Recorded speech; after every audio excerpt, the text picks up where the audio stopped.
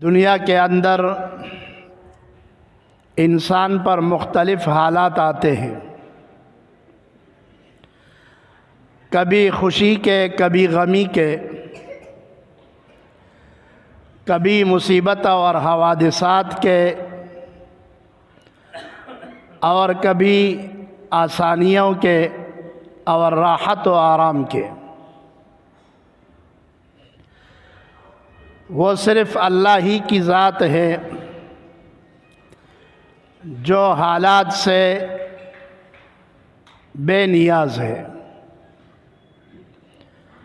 अल्लाह ताला पर हालात नहीं आते, बल्कि हालात लाने वाले अल्लाह की ज़ात है।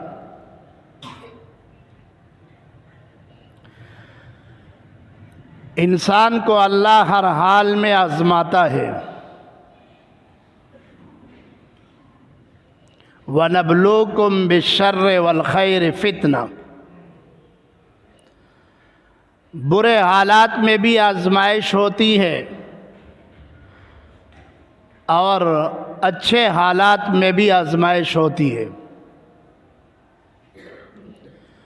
इस फ़र्क के साथ कि बुरे हालात को इंसान आजमाइश समझता है और अच्छे और खुशी के हालात को इंसान आजमाइश नहीं समझता। गरीबी को इंसान आजमाइश समझता है और जब गुर्बत हद से बढ़ती है तो फरियाद करता है और कहता है अल्लाह का इम्तिहान है मुझ पर। रोता है, फरियाद करता है, चीखता है, चिल्लाता है। और अगर मालदारी आ जाए, आसूदगी आ जाए, तो इंसान उन हालात को आजमाइश नहीं समझता, बल्कि कहता है ये अल्लाह का मेरे ऊपर करम है, ये अल्लाह की मेहरबानी है। और दिल में ख्याल करता है मैं अल्लाह के यहाँ महबूब हूँ, मेरा कोई नेक अमल अल्लाह को पसंद आ गया होगा, इसलिए अल्लाह ने करम नवाजी से नवाजा। हालांकि मालदारी में भी अल्लाह इंसान को उतना ही आजमाता है जितना गरीबी में आजमाता है। बीमारी आती है, इंसान आजमाइश समझता है। कभी मुसलसल बीमारियां आती है घर में और अच्छे अच्छे लोगों पर बीमारियां आती है जो सौम व सलात के पाबंद होते हैं, ज़िक्र व अस्कार के, तिलावत के, आम तौर पर नेकी करने वाले होते हैं। जब मुसलसल बीमारियां आती है तो घबरा जाते हैं कि मैं तो नमाज भी पढ़ता हूँ, तिलावत भी करता हूँ, अल्लाह से दुआएं भी मांगता हूँ, तबलीग में भी जाता हूँ, सदका और खैरात भी करता हूँ, और फिर इतनी बीमारियां हैं। कभी बीवी बीमार है, कभी खुद बीमार है, कभी औलाद बीमार है, घर में कोई ना कोई बीमार होगा। आजमाइश है अल्लाह की। अल्लाह दीन के साथ, आमाल के साथ भी तो आजमाता है।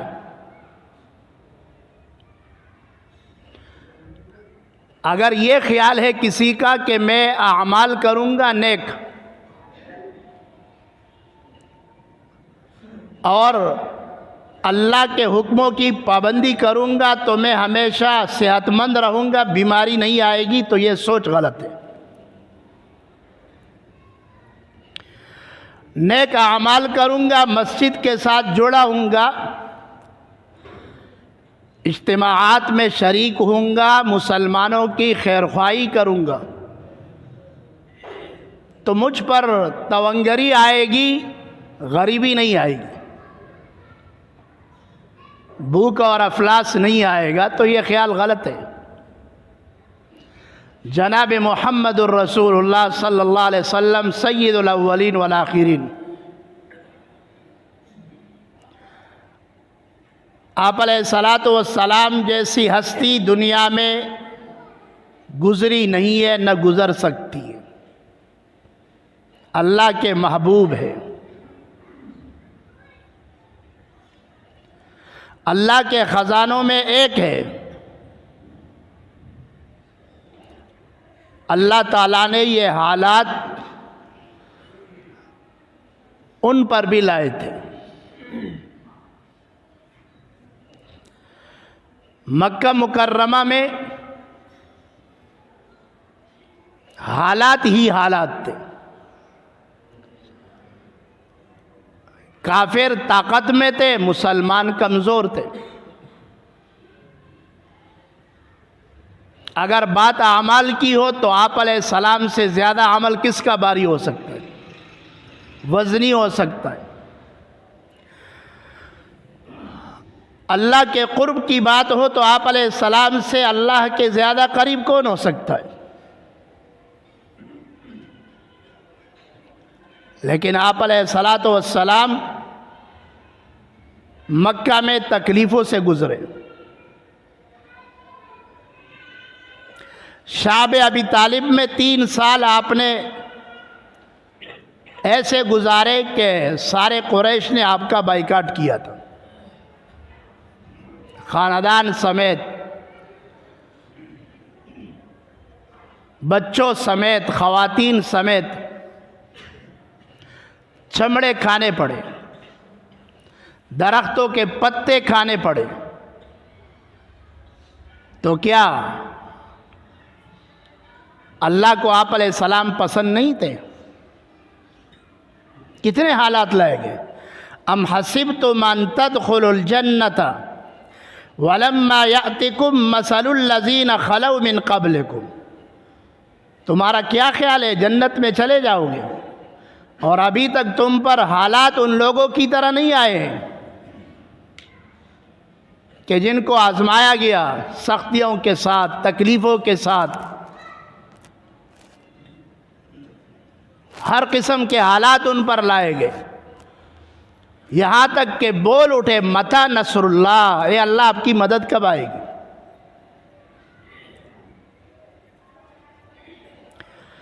आप अलैहिस्सलातु वस्सलाम ने मक्का मुकर्रमा छोड़ा, क्यों? क्योंकि मक्का मुकर्रमा में मुसलमान आज़ादी के साथ अपने खुदा को राज़ी नहीं कर सकते थे। मुशरिकीन छोड़ नहीं रहे थे। अल्लाह ने हुक्म दिया कि हिजरत करो।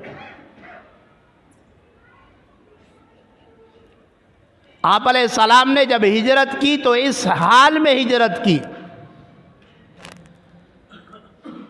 कि काफिर सारे घर का मुहासरा कर चुके हैं कि घर से निकलेंगे तो हम इनको गिरफ्तार करेंगे और कत्ल करेंगे।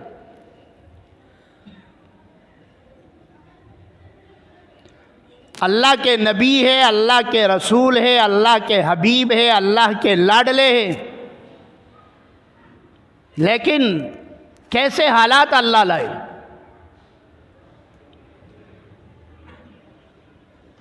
ये तारीख़ का हिस्सा है, ये कुरान का हिस्सा है,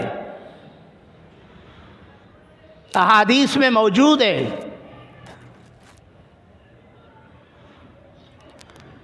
और घर से निकले और रेत उठाई और उनको दम किया और उसको फेंका, हर एक के आंख में पहुंची आप अलैहिस्सलाम दरमियान से निकल गए, उनको पता ही नहीं चला। और जब जा रहे गैर मारूफ रास्ते से जा रहे, मुश्किल रास्ते से, जिस पर आम तौर पर लोग नहीं जाते, रात को निकलते हैं, रात को सफ़र करते हैं। 3 दिन गारे सौर में क़ियाम किया।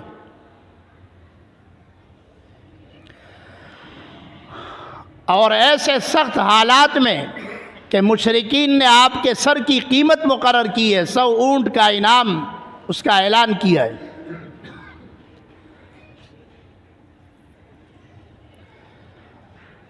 और एक शख्स सुराका इब्न मालिक, वो आप लोगों को पा लेता है। मुशरिकीन की टोलियां वो घूम रही है, आप अलैहिस्सलाम को तलाश कर रही है। जब उसने पकड़ने का इरादा किया, अल्लाह ने उसको पकड़ा, उसका घोड़ा ज़मीन में धंसा।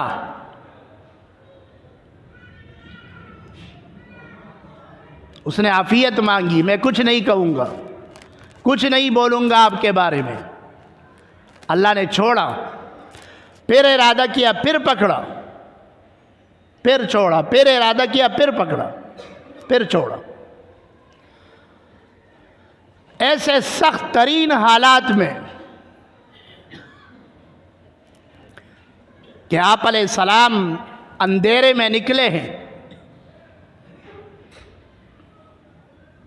अल्लाह देख रहा है। ताकत मुशरिकों के पास है, काफिरों के पास है, खुदा के दुश्मनों के पास खुदा का घर है, उनके कब्जे में है।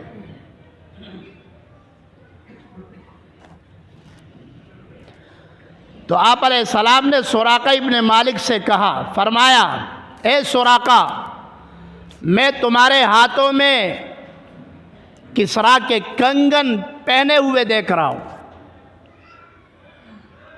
मैं तुम्हारे हाथों में किसरा के सोने के कंगन पहने हुए देख रहा हूं। सुराका मुशरिक है, खुदा का दुश्मन है, खुदा के रसूल का दुश्मन है, इनाम की लालच में निकला है। और आप अलैहिस्सलाम अपने और खुदा के दुश्मन को खुशखबरी सुना रहे।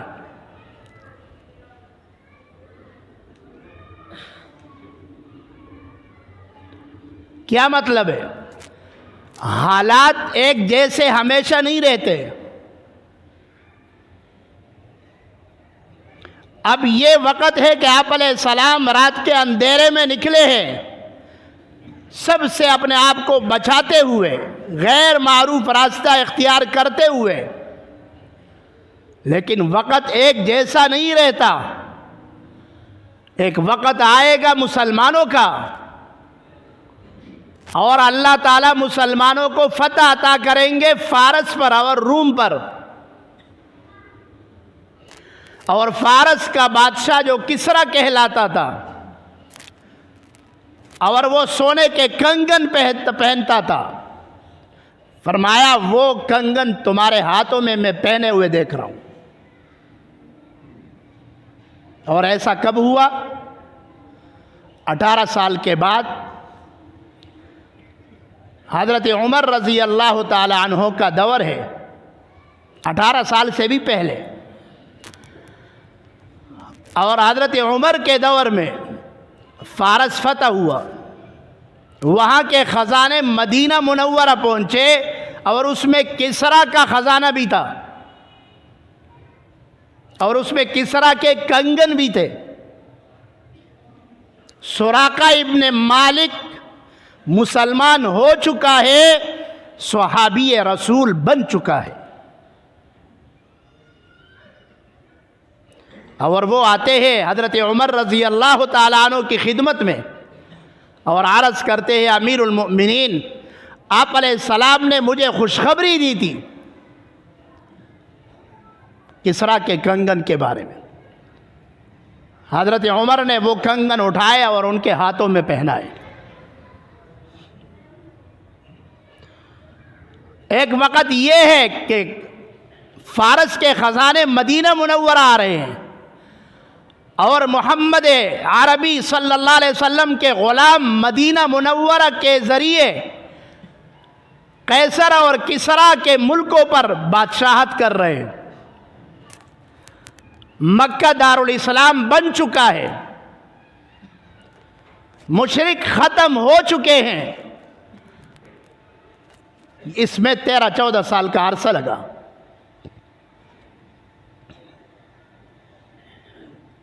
हालात एक तरह नहीं होते, आजमाया गया। अल्लाह आजमाते हैं। सहाबा को अल्लाह ने सबसे ज़्यादा आजमाया। आपने दीन का काम शुरू कर दिया, फ़र्ज जमात की पाबंदी शुरू कर दी, अब थोड़ी सी बेरोजगारी आ गई,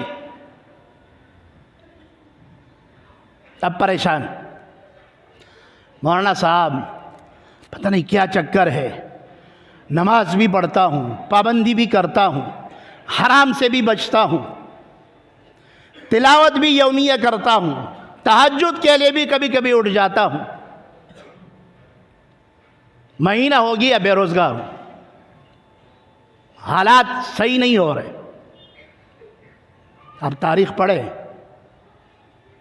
आप अलैहिस्सलातु वस्सलाम की ज़िंदगी को पढ़े, सहाबा किराम के हालात को पढ़े, अपने पास सहाबा किराम के हालात की किताब रखे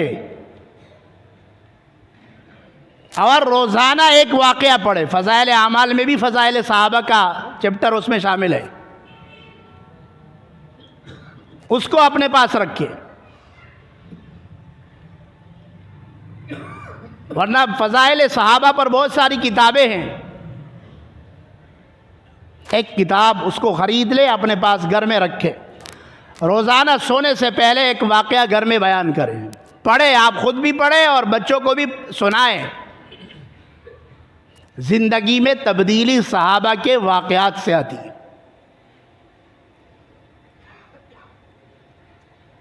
आप बेरोज़गार हैं, सहाबा के हालात पढ़े, आप अलैहिस्सलाम का हिजरत का सफ़र याद रखें, सामने लाए अपने। आप बीमार है, मुसलसल बीमार है, कोई दवा कारगर नहीं, शिफा नहीं मिल रही है, अय्यूब अलैहिस्सलातु वस्सलाम को याद करें, उनकी बीमारी को याद करें। आपको तसल्ली हो जाएगी। ऐसा नहीं है कि आप दीन के काम पे आए, आप खुदा और रसूल की मानने लगे, बस आप सफ़ेद बाज बन गए। नहीं नहीं, आपको सबसे ज़्यादा आजमाया जाएगा। दुनिया किसके लिए? अद्दुनिया सिजनुल मुमिन व जन्नतुल लिल काफिर या व जन्नतुल काफिर। दुनिया मोमिन के लिए नहीं है, मोमिन के लिए तो अल्लाह ने आखिरत बनाई है, दुनिया काफिर के लिए। जो जितना खुदा का बागी होगा इतना ही आसूदा हाल होगा। आप यूरोप को देखें, आप अमेरिका को देखें, उनके मुल्क जन्नत की नज़ीर है, वहाँ सब कुछ मौजूद है। अगर मौजूद नहीं है तो दिल का सुकून और इत्मीनान नहीं है। दुनिया के सारे असबाब और दुनिया के सारे ख्वाहिशात पूरी करने की चीज़ें, उनके पास सामान सब मौजूद है, आज़ादी है। न ज़िना पर पाबंदी है, न शराब पर पाबंदी है, न ऐश व इशरत पे पाबंदी है, आज़ादी है हर तरफ। सबसे ज़्यादा खुदकुशी जापान में हो रही है और गैर मुस्लिम मुल्कों में हो रही है, हालांकि सब कुछ है उनके पास। फिर आप अपने मुल्क में देखो, जो जितना खुदा से दूर है इतना ही आसूदा है। अगर आसूदगी चाहते हो, ये चाहते हो कि मैं और मेरे बच्चे मौज मस्तियां करते रहे, ऐशो इशरत में रहे, तो अल्लाह से दूर हो जाओ, अल्लाह से दूर हो जाओ। अगर अल्लाह के करीब आना चाहता है तो ज़हनन अपने आप को तैयार रखो। हालात आएंगे आप पर, लेकिन हालात एक तरह नहीं होते। इसमें आसूदगी भी आ सकती है, लेकिन वो काफिरों वाली आसूदगी नहीं होगी। इसमें दिल का इत्मीनान और सुकून होगा। अला बिज़िक्रिल्लाहि तत्मइन्नुल क़ुलूब। आपके पास माल कम होगा, दिल का इत्मीनान होगा। आपके पास सेहत कम होगी, लेकिन दिल का इत्मीनान होगा, सुकून होगा, आप मुतमईन होंगे। आपकी औलाद कम होगी, लेकिन आप मुतमईन होंगे। आप अपनी ज़िंदगी पे, अपनी औलाद की ज़िंदगी पे आप मुतमईन रहेंगे। और मुतमईन वो रहेगा जिसको खुदा के फैसलों पर यकीन होता है, अपने रब पर यकीन होता है, जिसको, वही मुतमईन होता है। आप अलैहिस्सलातु वस्सलाम ने एक वक़्त ऐसा आया कि काफिरों ने मदीना मुनव्वरा का मुहासरा किया है और सहाबा किराम खंदक कूद रहे हैं मदीना मुनव्वरा के आसपास। 3 अतराफ से खंदक खोदी जा रही है और एक चट्टान निकली, कोई भी उसको तोड़ नहीं सकता। आप अलैहिस्सलाम को बताया गया, आप अलैहिस्सलाम तशरीफ़ लाए, कुदाल उठाई और एक मरतबा मारा और उससे चिंगारी निकली। फरमाया मुझे कैसर के महल्लात इसमें दिखाई दिए। दूसरी कुदाल मारी, फरमाया मुझे किसरा के यानी फारस के महल्लात मुझे दिखाए गए। तीसरी कुदाल मारी, चट्टान रेजा रेजा हो गई। फरमाया मुझे शाम के और सनआ के महल्लात दिखाए गए। आलम यह है, पेट पर 2 पत्थर बंधे हैं, सहाबा ने एक एक पत्थर बांधा है, इंतहाई भूख है, बेसहारा है, खौफ गालिब है। मदीना मुनव्वरा में खौफ व हिरास की फिजा है कि अभी और तभी मुशरिक हमला कर देंगे और उनसे बचाव के लिए खंदक खोदी जा रही है। और उन नामुवाफिक हालात में भी आप अलैहिस्सलाम मायूस नहीं हो रहे। आप अपने सहाबा को उम्मीद दिला रहे, उम्मीद कि एक वक़्त ऐसा आएगा मेरे सहाबा कि तुम्हारे हाथों में फारस का मुल्क होगा, वहां के महल्लात के मालिक तुम होंगे, और कैसर रूम के महल्लात के मालिक तुम होंगे, और शाम और हीरा और यमन और सनआ के महल्लात के मालिक तुम लोग होंगे। एक वक़्त ऐसा आएगा। बुरे से बुरे हालात में भी आप अलैहिस्सलाम अपने सहाबा को उम्मीद दिलाते थे और फिर ऐसा ही हुआ। हम पर भी हालात आते हैं, हर शख्स पे हालात आते हैं, कोई शख्स भी मुस्तस्ना नहीं है। लेकिन हालात में आप अलैहिस्सलाम की ज़िंदगी का मुताला करें, जुड़े रहे नमाज के साथ, मस्जिद के साथ, तिलावत के साथ, इज्तिमाआत के साथ, तबलीगी जमात के साथ, तहज्जुद के साथ, नेकियों के साथ, मुसलमानों के साथ खैरख्वाही का जज्बा आप में हो, छोड़े मत। कभी इधर कभी उधर, कभी मस्जिद कभी बाहर, आधा तीतर आधा बटेर, ऐसा न बने। बस एक दफा कमिट आपने कर ली अल्लाह के साथ, एक दफा आपने आज़म कर लिया, वादा कर लिया, अब हालात जैसे भी आए, हालात को मत देखो, हालात लाने वाले को देखो। हालात लाने वाला आपको देख रहा है। दिल का इत्मीनान, दिल का सुकून अल्लाह ने दीन में रखा है। वो नमाज में है, वो रोज़े में है, वो तहज्जुद में है। आप भलाई करें किसी के साथ, किसी मुसलमान के साथ भलाई करें, फिर आप देखें आपका दिल कितना सुकून आपको मिलता है। आप रास्ते में जा रहे हैं, रास्ते में आपने देखा छिलका पड़ा हुआ है, उसको हटा दे, आपके दिल को सुकून मिलेगा। आप बाइक पे जा रहे हैं, आपने किसी को उठाकर पीछे सवार करा दिया, आपके दिल को सुकून मिल जाएगा। सुकून अच्छाई में है, बुराई में नहीं है।